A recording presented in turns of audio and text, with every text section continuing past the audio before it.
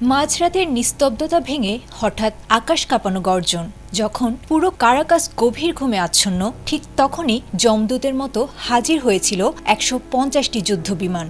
কোনো হলিউড সিনেমার চিত্রনাট্য নয়, বরং বাস্তবেই এক শ্বাসরুদ্ধকর অভিযানে ক্ষমতার মসনদ থেকে আক্ষরিক অর্থেই তুলে নেওয়া হয়েছিল ভেনেজুয়েলার প্রতাপশালী প্রেসিডেন্ট নিকোলাস মাদুরোকে। সুরক্ষিত সেফ রুমের দরজায় যখন মাদুরোর হাত পৌঁছালো, ততক্ষণে অনেক দেরি হয়ে গিয়েছিল। ডেল্টা ফোর্সের কঠিন বেড়াজালে বন্দী হয়েছিলেন তিনি এবং তার স্ত্রী সিলিয়া ফ্লোরেস।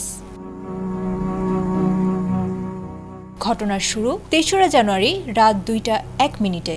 মার্কিন গোয়েন্দা সংস্থা CIA এর ইনসাইড সোর্স এবং অত্যাধুনিক প্রযুক্তির সমন্বয়ে বিদ্যুৎ বিচ্ছিন্ন করে দেয়া হয়েছিল পুরো শহর।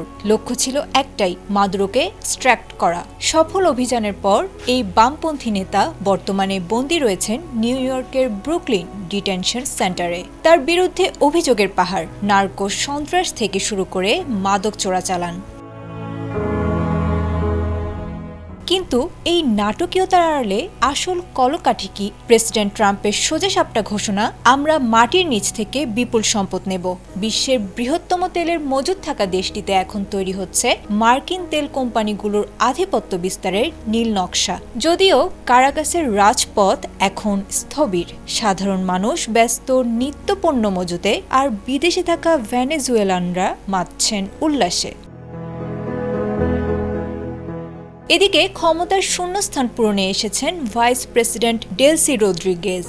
যদিও ট্রাম্প দাবি করেছেন রদ্রিগেজ যুক্তরাষ্ট্রের কথা মতো চলবেন, কিন্তু তিনি টিভিতে এসে হুঙ্কার দিয়েছেন মাদুরোই তার একমাত্র প্রেসিডেন্ট।